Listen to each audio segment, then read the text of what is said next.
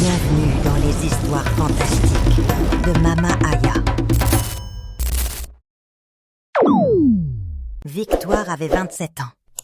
Une femme indépendante, intelligente, débrouillarde. Elle gérait sa vie avec une maîtrise qui forçait le respect.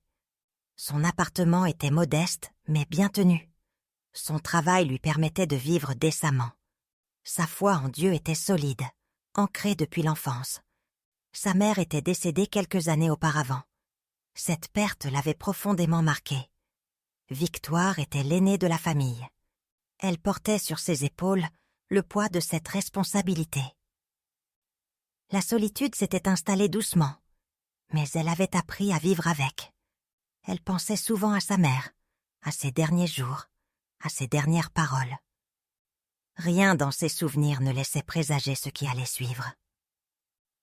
Avant cette tempête, la vie de Victoire était stable. Elle avait ses habitudes, ses projets, ses rêves simples. Rien de spectaculaire, mais une existence paisible.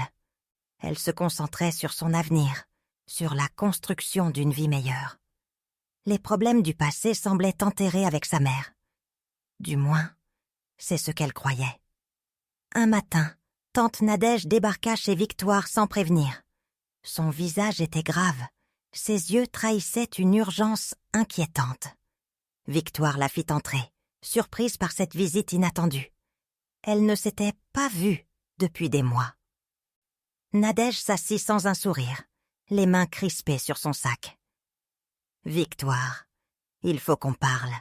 C'est très sérieux. » Le ton glacial de Nadège fit frissonner Victoire. Elle s'installa en face d'elle, le cœur déjà serré. Quelque chose n'allait pas. Nadège ne venait jamais sans raison. Et ce regard ne mentait pas. « Ta mère et moi, on faisait partie d'un groupe spirituel très puissant. » Victoire fronça les sourcils. « Un groupe spirituel ?» Sa mère n'avait jamais mentionné quoi que ce soit de ce genre. Nadège continua, ignorant le malaise évident de sa nièce. Ce groupe nous offrait protection, richesse, longévité. Mais il y avait des règles, des rituels à accomplir. Ta mère a quitté le groupe avant de tout finaliser. Elle a rompu les engagements. Le silence pesait lourd dans la pièce. Victoire ne comprenait pas où sa tante voulait en venir. Nadège prit une profonde inspiration avant de lâcher la bombe. « À cause de ça, notre famille n'a jamais connu la vraie richesse. Ta mère est morte jeune. Et maintenant, c'est à toi de réparer ce tort. » « Réparer quoi ?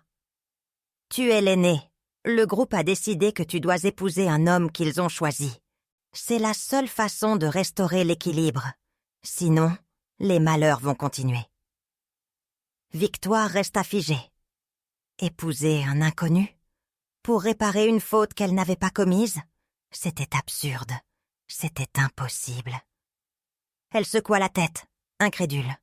« Tante Nadège, vous plaisantez ?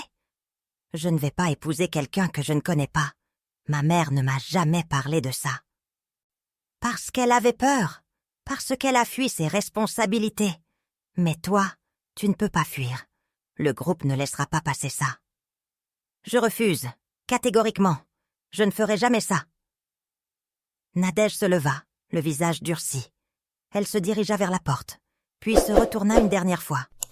« Tu ne comprends pas dans quoi tu es, Victoire. Tu vas le regretter. » La porte claqua. Victoire resta seule, tremblante. Que venait-il de se passer ? Un groupe spirituel ? Des rituels ? Un mariage forcé ? C'était un cauchemar en plein jour. Les jours suivants furent un enfer. Nadège appelait sans arrêt, 3, 4, 5 fois par jour. Victoire finit par ne plus répondre, mais les messages vocaux s'accumulaient. Tous disaient la même chose. Elle devait accepter. Elle n'avait pas le choix. Le groupe était puissant. Elle risquait gros.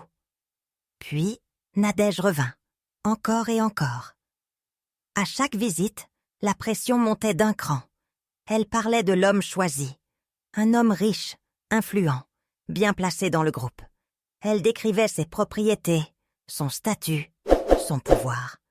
Comme si ça changeait quelque chose. Tu ne te rends pas compte de la chance que tu as, Victoire. Cet homme peut t'offrir une vie que tu n'oserais même pas imaginer. Je me fiche de sa richesse, je ne veux pas de cette vie. Tu es têtu comme ta mère, et regarde où ça l'a mené. Ces mots frappaient tes Victoires en pleine poitrine. Nadège savait exactement où appuyer pour faire mal. Victoire commença à perdre le sommeil. La nuit, elle restait éveillée, les yeux grands ouverts, l'esprit envahi par l'angoisse. Qu'allait-il se passer si elle refusait? Le groupe allait-il vraiment s'en prendre à elle? Le matin, elle se traînait au travail, épuisée. Ses collègues remarquèrent son état, mais elle ne pouvait rien leur dire. Comment expliquer une situation aussi folle? Elle se sentait piégée dans un mauvais film, sans possibilité d'en sortir. Les visites de Nadège devinrent de plus en plus oppressantes. Elle s'invitait chez Victoire à toute heure. Elle restait des heures à argumenter, à manipuler, à menacer subtilement.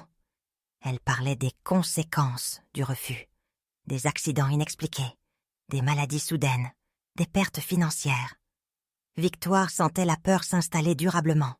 Un soir, Nadège amena avec elle une autre femme du groupe. Une femme au regard perçant, qui parlait peu, mais dont la présence glaçait le sang. Elle observait Victoire comme un prédateur observe sa proie.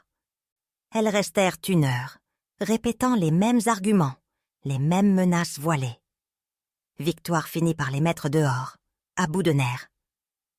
Cette nuit-là, elle pleura pour la première fois depuis longtemps. Elle pleura de peur, de colère, d'impuissance. Sa vie tranquille s'était transformée en cauchemar. Elle ne reconnaissait plus son quotidien. Chaque sonnerie de téléphone la faisait sursauter. Chaque bruit dans le couloir la mettait en alerte. Elle vivait dans un état de stress permanent. Un après-midi, Nadège annonça que l'homme voulait rencontrer Victoire. Elle insista tellement que Victoire finit par accepter, ne serait-ce que pour comprendre à qui elle avait affaire. Le rendez-vous fut fixé dans un café du centre-ville. L'homme arriva avec 15 minutes de retard. Grand, bien habillé, sourire charmeur. Il se présenta comme Armand. Sa poignée de main était ferme, presque trop. Il s'assit en face de Victoire, décontracté, comme s'ils étaient de vieux amis. « Alors, tu es Victoire. On m'a beaucoup parlé de toi. Et on m'a beaucoup parlé de vous aussi. Mais je ne suis pas intéressée. » Armand rit doucement. Un rire qui se voulait rassurant mais qui sonnait faux. Il commanda un café et se lança dans un long monologue sur sa vie, ses affaires, ses voyages. Il tentait clairement de l'impressionner. Victoire l'écoutait d'une oreille distraite, observant plutôt ses gestes, ses expressions. Quelque chose clochait. Sous le vernis du charme, elle percevait une froideur inquiétante. Ses yeux ne souriaient jamais vraiment. Quand il parlait du groupe, son ton devenait plus grave, presque menaçant. Il mentionnait des obligations, des engagements sacrés, des conséquences pour ceux qui trahissent. Tu sais, Victoire, cette union n'est pas juste pour nous. C'est pour ta famille, ton avenir, ta protection. Le groupe prend soin des siens. Je n'ai jamais demandé à faire partie de votre groupe. Ta mère l'a fait pour toi. Et maintenant, c'est à toi d'honorer cet héritage. Victoire sentit la colère monter. Comment osait-il parler d'héritage? Sa mère ne lui avait jamais parlé de ça. Elle se leva brusquement. Cette conversation est terminée. Je ne vous épouserai jamais. Armand resta assis, le sourire figé. Mais ses yeux s'étaient durcis. Il hocha lentement la tête. On verra bien, Victoire. On verra bien. Quelques jours plus tard, Nadège organisa une autre rencontre. Cette fois, chez Armand. Victoire refusa d'abord, mais la pression fut telle qu'elle céda. Elle se promit de rester vigilante, de ne pas se laisser manipuler. L'appartement d'Armand était luxueux, trop luxueux. Des meubles coûteux, des objets d'art, une vue imprenable. Mais l'atmosphère était étrange. oppressante. Des bougies brûlaient dans plusieurs pièces. Des symboles étaient gravés sur certains meubles. Victoire sentit immédiatement qu'elle n'aurait pas dû venir. Armand lui offrit un verre. Elle refusa. Il insista. Elle refusa encore. Il haussa les épaules et s'assit à côté d'elle, trop près. Elle se décala. Il se rapprocha encore. Le malaise était palpable. « Tu sais, Victoire, tu me faciliterais la vie si tu acceptais de coopérer. »« Je ne coopérerai jamais avec ça. » Il posa sa main sur son genou. Elle la repoussa violemment. Il rit, comme si c'était un jeu. Puis son expression changea. Le masque tomba. Son regard devint froid, calculateur. « Tu crois que tu as le choix? Tu crois que tu peux juste dire non et que tout va s'arrêter? Je dis non, et je le pense. Laissez-moi tranquille. » Armand se leva brusquement. Il marcha jusqu'à la fenêtre, les mains dans les poches. Quand il se retourna, son visage était dur. « Le groupe ne laisse pas tomber, Victoire. Si tu refuses, il y aura des conséquences. Pour toi, pour ta famille. Tu as déjà perdu ta mère. Tu veux perdre plus? » La menace était claire. Victoire se leva, le cœur battant. Elle se dirigea vers la porte. Armand ne tenta pas de la retenir, mais ces derniers mots résonnèrent longtemps dans son esprit. « Tu reviendras. Ils reviennent tous. » Les semaines qui suivirent furent les plus difficiles de la vie de Victoire. Le harcèlement devint quotidien. Nadège ne lâchait rien. Armand envoyait des messages, des cadeaux, des invitations. Le groupe semblait avoir décidé de l'user, jusqu'à ce qu'elle cède. Victoire vivait dans une tension constante. Au travail, elle était distraite, moins efficace. Ses collègues s'inquiétaient, mais elle ne pouvait rien leur dire. Comment expliquer qu'elle était traquée par un clan spirituel? Personne ne la croirait. La nuit, elle ne dormait presque plus. Les cauchemars avaient remplacé le sommeil. Elle voyait sa mère, elle voyait Armand, elle voyait des rituels étranges. Elle se réveillait en sueur, le cœur battant, incapable de se rendormir.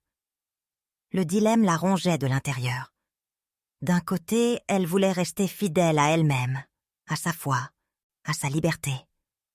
De l'autre, la peur la paralysait. Et si le groupe mettait ses menaces à exécution? Et si sa famille était réellement en danger? Et si elle n'avait vraiment pas le choix? Elle se demandait si céder ne serait pas plus simple, si accepter ne mettrait pas fin à cette torture. Mais chaque fois qu'elle envisageait cette option, quelque chose en elle se révoltait. Non, elle ne pouvait pas. Elle ne devait pas. Un soir, assise dans son salon, Victoire se posa la question qui la hantait depuis des semaines. Valait-elle vraiment la peine de se battre? Sa liberté valait-elle cette souffrance? Et si elle n'était pas assez forte? Et si elle finissait par craquer? Les larmes coulèrent encore. Mais cette fois, quelque chose changea. Dans ces larmes, il y avait aussi de la colère, de la détermination. Elle ne laisserait pas ce clan détruire sa vie. Elle ne laisserait pas Armand la contrôler. Elle ne laisserait pas Nadège la manipuler. Elle allait se battre. Mais comment? Elle était seule. Le groupe était puissant. Armand avait des ressources. Nadège connaissait tous ses mouvements. Comment une personne seule pouvait-elle lutter contre tout ça? La solitude pesait plus lourd que jamais. Victoire se sentait comme une île au milieu d'une tempête. Personne ne comprenait. Personne ne pouvait aider. Du moins, c'est ce qu'elle pensait. Un dimanche matin, Victoire se rendit à l'église. Elle n'y était pas allée depuis des semaines, trop épuisée, trop perturbée. Mais ce matin-là, quelque chose la poussa à y aller. Peut-être un dernier espoir, peut-être un appel intérieur. Après le culte, elle demanda à voir le pasteur. Il la reçut dans son bureau, un homme d'une 50aine d'années, au regard bienveillant. Victoire hésita un moment, puis se lança. Elle raconta tout.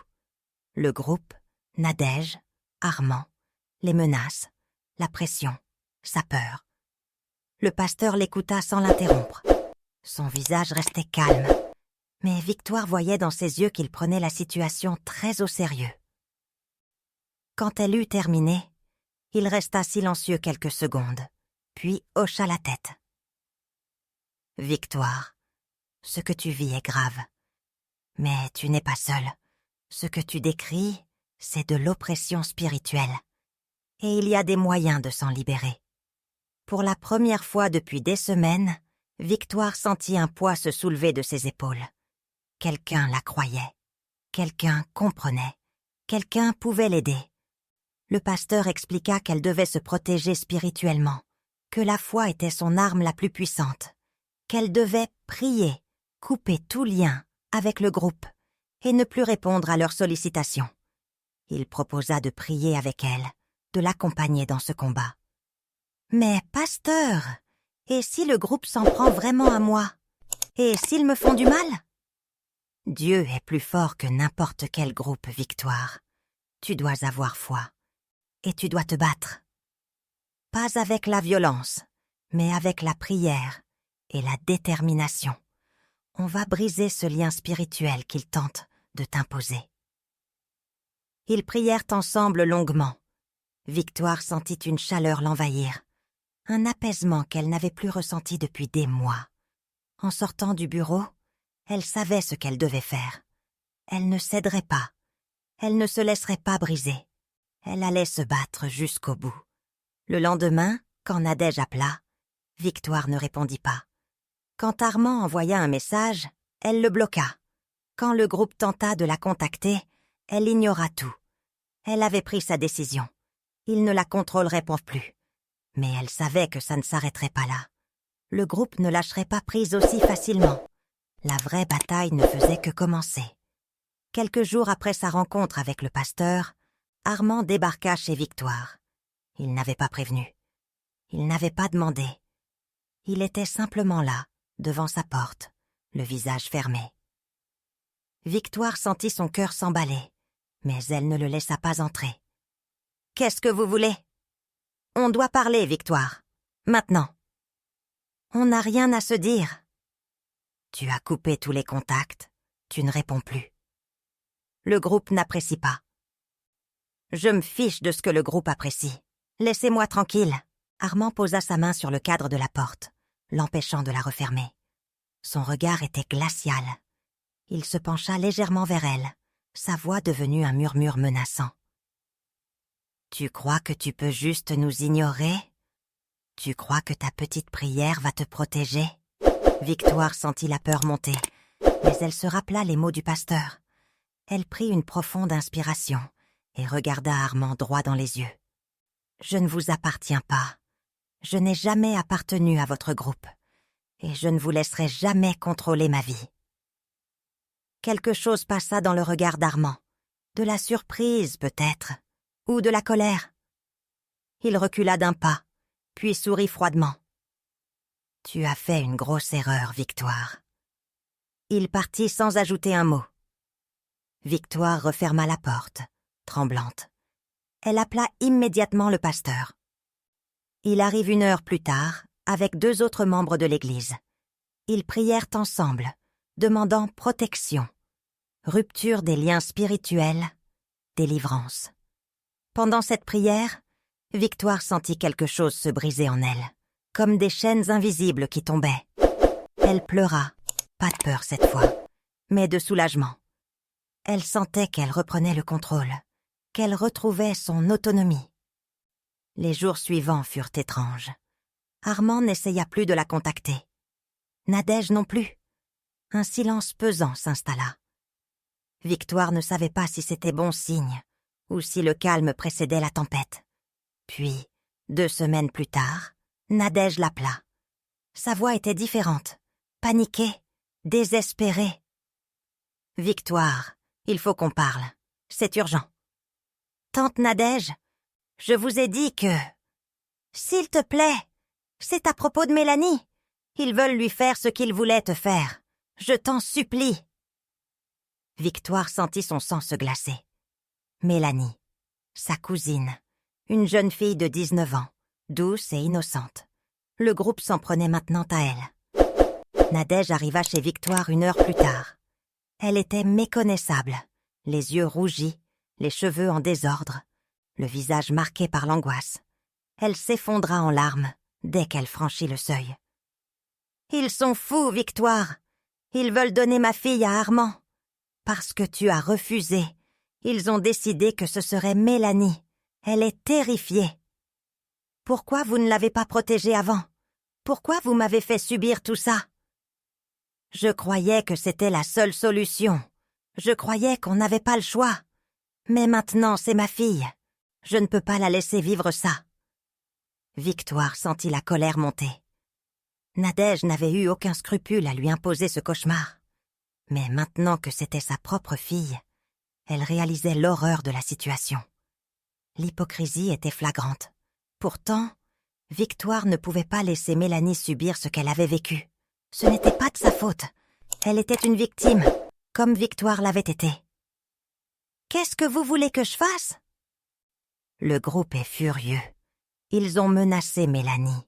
Ils ont dit que si elle refuse, il y aura des conséquences graves. Armand est venu chez nous. Il a parlé à Mélanie. Elle a peur, Victoire. Elle a tellement peur. Et vous? Vous avez peur aussi maintenant? Nadège baissa la tête, honteuse. Elle resta silencieuse un long moment avant de relever les yeux vers Victoire. « Je suis désolée. Pour tout. Pour ce que je t'ai fait subir. Je ne savais pas. Je croyais vraiment que c'était la bonne chose à faire. Mais maintenant je comprends. Chers amis, si cette histoire te touche et que tu veux connaître la suite, abonne-toi dès maintenant. Tu ne veux pas rater ce qui va se passer ensuite. » Les semaines suivantes furent terribles pour Nadège et Mélanie. Le groupe intensifia la pression. Armand se montrait de plus en plus insistant, de plus en plus menaçant. Il rendait visite à Mélanie, lui offrait des cadeaux, tentait de la séduire. La jeune fille refusait, mais elle tremblait de peur à chaque fois. Nadège essaya de la protéger, mais le groupe ne plaisantait pas. Des incidents étranges commencèrent à se produire. La voiture de Nadège tomba en panne, mystérieusement. Son compte bancaire fut bloqué sans raison. Elle reçut des menaces voilées lors de rencontres avec d'autres membres du groupe. La pression psychologique était immense. Mélanie ne dormait plus. Elle perdait du poids. Elle avait constamment peur. Nadège, désespérée, ne savait plus quoi faire. Elle avait compris trop tard dans quoi elle s'était engagée. Elle avait voulu protéger sa famille en restant dans le groupe. Mais maintenant, elle réalisait qu'elle l'avait mise en danger. Un soir, Armand vint chez elle avec 2 autres hommes du groupe.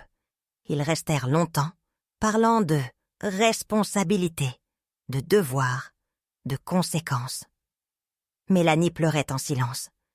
Nadège tentait de négocier, mais ils ne l'écoutaient pas. Quand ils partirent, Nadège comprit qu'elle avait atteint un point de non-retour. Elle devait agir. Elle devait protéger sa fille. Mais comment? Elle était seule face à ce groupe puissant et impitoyable. C'est alors qu'elle pensa à Victoire. Victoire avait réussi à leur échapper. Comment avait-elle fait? Quelques jours plus tard, Nadège revint voir Victoire.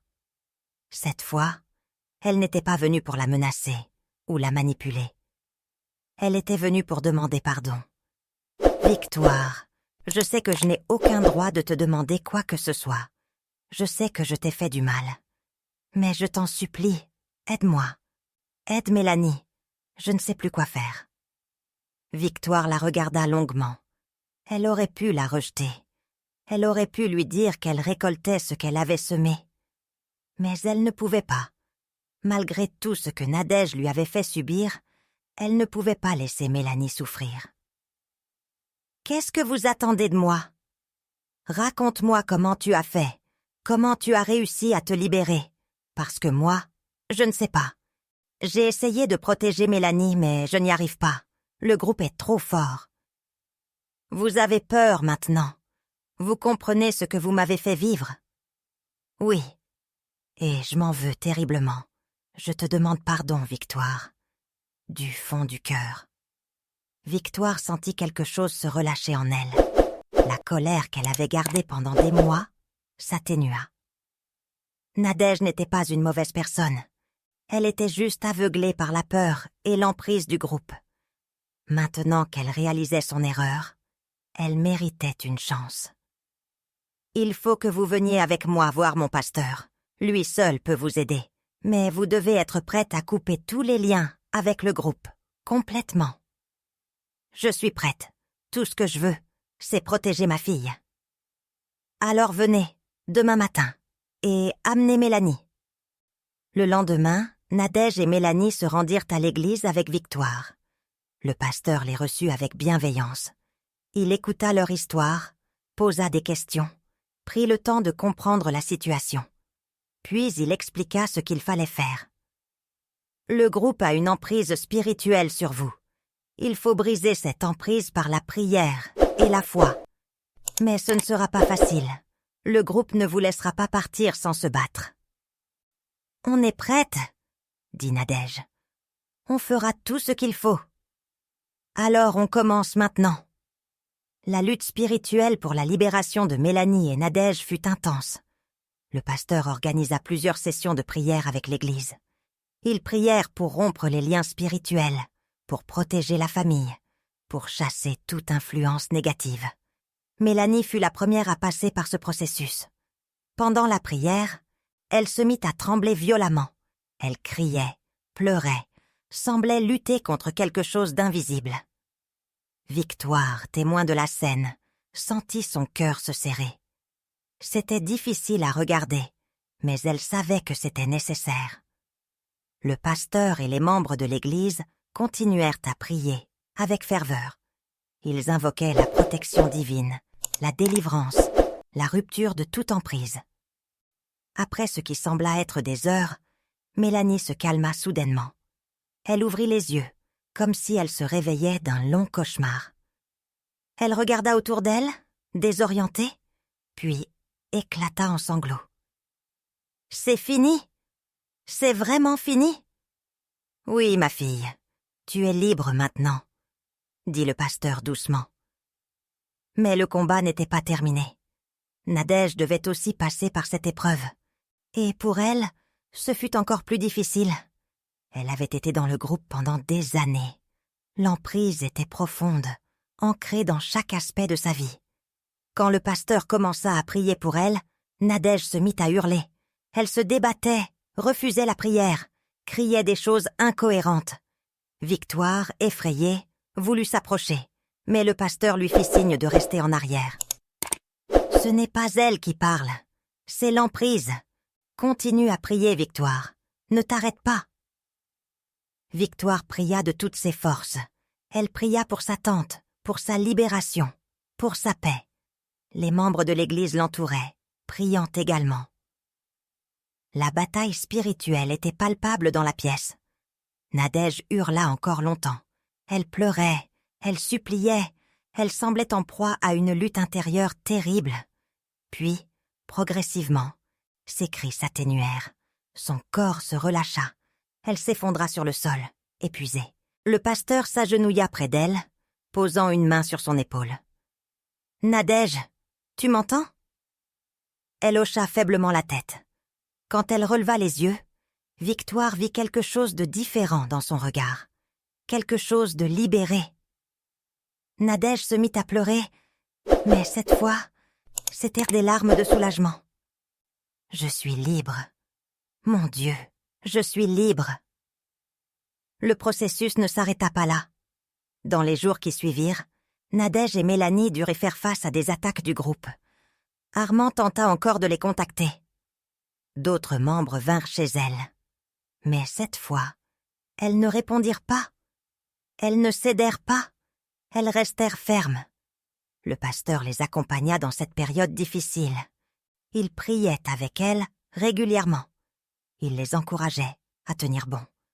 Il leur rappelait qu'elles n'étaient si plus seules, qu'elles avaient maintenant une communauté pour les soutenir. Armand devint de plus en plus agressif. Il envoyait des messages menaçants. Il se présentait chez Nadège à des heures tardives. Une fois, il tenta même de forcer la porte. Mélanie appela la police. Quand les agents arrivèrent, Armand était déjà parti. Mais le message était clair. Le groupe ne lâchait pas prise facilement. Nadège envisagea de déménager, de changer de quartier, de recommencer ailleurs. Mais le pasteur lui conseilla de rester forte, de ne pas fuir. La fuite n'était pas la solution. Il fallait affronter la situation, briser définitivement l'emprise. Une nuit, Mélanie fit un cauchemar terrible. Elle se réveilla en hurlant, convaincue qu'Armand était dans sa chambre. Nadège accourut et la trouva recroquevillée dans son lit, tremblante. Elles prièrent ensemble jusqu'au matin. C'était un combat de chaque instant. Victoire restait en contact quotidien avec elle. Elle les appelait pour prendre des nouvelles, pour les encourager. Elle leur rappelait qu'elle était passée par là, qu'elle avait survécu et qu'elle survivrait aussi. Ce soutien était précieux. Nadège et Mélanie ne se sentaient plus seules. 3 semaines après le début de leur libération, le groupe fit une dernière tentative. Un soir, 5 membres se présentèrent chez Nadège. Ils frappèrent à la porte avec insistance. Ils criaient, menaçaient, exigeaient qu'on les laisse entrer. Nadège et Mélanie, terrifiées, appelèrent Victoire et le pasteur. Celui-ci arriva rapidement avec plusieurs membres de l'église. Ils se postèrent devant la maison et firent face au groupe. Le pasteur parla avec autorité. « Cette famille est sous protection divine. Vous n'avez plus aucun pouvoir ici. Partez maintenant. » Les membres du groupe hésitèrent. Armand était parmi eux, le visage durci par la colère. Il fixa le pasteur longuement, puis Victoire. Son regard était chargé de haine et de frustration. « Vous ne savez pas ce que vous faites, » cracha-t-il. « Si, nous le savons parfaitement. Maintenant, partez. Ou nous appelons les autorités. » Après un long moment de tension, le groupe finit par partir. Ils montèrent dans leur véhicule et disparurent dans la nuit. Nadège et Mélanie sortirent de la maison, encore secouées. Le pasteur les rassura. C'était leur dernier assaut. Maintenant qu'ils savent que vous êtes protégés et déterminés, ils vont vous laisser tranquilles. Les groupes comme ça cherchent des proies faciles. Vous ne l'êtes plus. Et effectivement, après cette nuit-là, le groupe ne revint plus. Les appels cessèrent. Les menaces s'arrêtèrent. Armand disparut de leur vie. Le silence s'installa. Mais cette fois, c'était un silence apaisant, libérateur. Les semaines passèrent, puis les mois. Victoire reprit sa vie en main. Elle recommença à dormir normalement. Le stress et l'angoisse qui l'avaient rongée pendant des mois s'estompèrent progressivement. Elle retrouva sa paix intérieure, son équilibre. Son travail redevint une source de satisfaction. Ses collègues remarquèrent le changement. Elle souriait à nouveau. Elle participait aux conversations. Elle était redevenue la Victoire qu'ils connaissaient avant cette tempête. Sa foi s'était renforcée à travers cette épreuve. Elle avait compris que Dieu ne l'avait jamais abandonnée, même dans les moments les plus sombres. Elle s'investit davantage dans son Église et dans d'autres personnes qui traversaient des difficultés. Nadège et Mélanie, elles aussi, retrouvèrent une vie normale. Elles avaient déménagé dans un autre quartier pour prendre un nouveau départ. Elles avaient coupé tous les liens avec les anciens membres du groupe. Elles allaient régulièrement à l'église et participaient activement à la communauté. Mélanie reprit ses études qu'elle avait interrompues pendant la crise. Elle était déterminée à construire son propre avenir, loin de toute influence négative. Elle rêvait de devenir enseignante, de transmettre aux jeunes l'importance de la liberté et de l'indépendance. Nadège, quant à elle, entreprit un long travail sur elle-même. Elle comprenait maintenant l'erreur qu'elle avait commise en rejoignant le groupe. Elle avait cherché protection et sécurité, mais elle avait trouvé manipulation et oppression. Elle s'était excusée à plusieurs reprises auprès de Victoire, qui avait fini par lui pardonner complètement. Leur relation s'était transformée. Elle n'était plus seulement tante et nièce. Elles étaient devenues des alliées, des sœurs de combat. Elles avaient traversé ensemble l'une des épreuves les plus difficiles de leur vie, et elles en étaient sorties plus fortes. Un dimanche, après le culte, les 3 femmes se retrouvèrent dans le jardin de l'église. Le soleil brillait, les oiseaux chantaient, tout semblait paisible, en contraste total avec le cauchemar qu'elles avaient fort vécu. « Tu sais, Victoire, » dit Nadège, « je te serai éternellement reconnaissante. Sans toi, je ne sais pas ce que ma fille et moi serions devenus. C'est Dieu qui nous a sauvés, tante Nadège, pas moi. Oui, mais il a utilisé ton courage et ta foi. Tu aurais pu nous tourner le dos après ce que je t'ai fait, mais tu ne l'as pas fait. » Mélanie prit la main de Victoire, les yeux brillants d'émotion. « Tu m'as sauvé la vie, cousine, littéralement. Je ne l'oublierai jamais. » Victoire les serra toutes les 2 dans ses bras. Elle sentit une vague d'émotion l'envahir. Oui, le combat avait été difficile. Oui, elle avait eu peur. Oui, elle avait douté. Mais elle avait tenu bon. Elle avait refusé de céder. Elle avait choisi la liberté plutôt que la soumission. Le pasteur s'approcha d'elle, souriant. « Vous êtes un exemple pour toute notre communauté. Vous avez montré qu'avec la foi et le courage, on peut surmonter n'importe quelle épreuve. C'est vous qui nous avez guidés, pasteur, » répondit Nadège. « Sans votre aide, sans vos prières, nous n'aurions jamais pu nous libérer. Dieu met toujours des personnes sur notre chemin quand nous en avons besoin. L'important, c'est d'avoir le courage de demander de l'aide et la force de se battre. » Victoire regarda autour d'elle. Elle vit les membres de l'église qui discutaient, riaient, partageaient. Elle se sentait enfin chez elle. Elle avait trouvé sa communauté, son refuge. Plus jamais elle ne serait seule. Les mois continuèrent à défiler. Le groupe ne donna plus jamais signe de vie. Armand disparut complètement de leur radar. Certains disaient qu'il avait quitté la région. D'autres prétendaient que le groupe s'était dissous après avoir perdu plusieurs membres. Peu importait. Ce qui comptait, c'était que Victoire, Nadège et Mélanie étaient l'un libre. Victoire réalisa qu'elle avait grandi à travers cette épreuve. Elle n'était plus la même personne qu'avant. Elle était plus forte, plus déterminée, plus consciente de sa propre valeur. Elle avait affronté ses peurs et elle avait gagné. Un soir, assise dans son salon, Victoire repensa à tout ce qu'elle avait vécu. Aux menaces, à la peur, aux nuits blanches, à la lutte. Mais elle repensa aussi à sa victoire, à sa libération, à sa nouvelle vie. Elle sourit. Elle avait défié le clan de sa mère. Elle avait brisé les chaînes de son destin. Elle était libre, vraiment libre. Et cette liberté, personne ne pourrait jamais la lui reprendre. Chers amis, Mama Aya vous conseille de ne jamais céder à la pression, quelle qu'elle soit, quand elle va à l'encontre de vos valeurs et de votre liberté.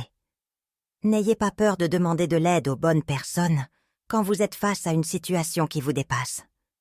La famille n'a pas toujours raison, et vous avez le droit de dire non, même aux personnes les plus proches de vous. Votre vie vous appartient, et personne, aucun groupe, aucune tradition, aucune pression ne doit vous forcer à faire des choix qui brisent votre âme. Restez fidèles à vous-même, entourez-vous de personnes qui vous soutiennent vraiment, et n'oubliez jamais que le courage n'est pas l'absence de peur, mais la décision de ne pas laisser la peur dicter votre vie. C'était votre conteuse dans les histoires fantastiques de Mama Aya. Si vous avez aimé cette histoire, pensez à vous abonner et à activer la cloche de notification pour ne rien manquer des prochaines aventures. Laissez aussi un commentaire chaleureux pour m'encourager et dites-moi depuis quel pays vous avez suivi cette histoire.